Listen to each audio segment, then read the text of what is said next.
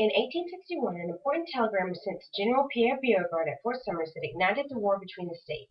The man who sent it was the Confederate Secretary of War, Leroy Walker, and the building he sent it from was known as the Winter Building, and it stands in Court Square today.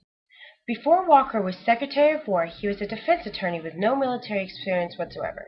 Confederate President Jefferson Davis selected Walker because of his support in secession.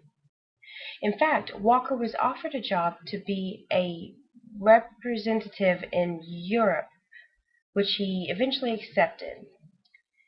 Walker left his legacy, maybe something more, in the Winter Building. He is reported to be walking the halls of this building here.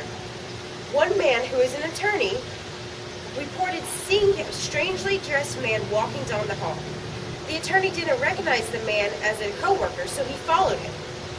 When the attorney called out, however, the man disappeared. Walker isn't alone in the Winter Building.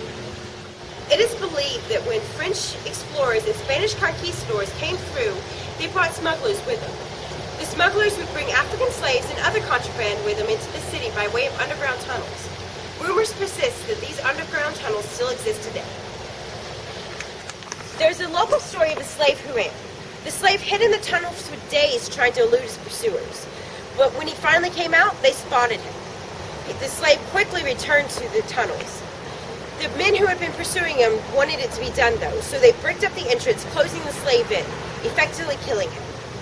His spirit is just one of the many who haunt this historic building.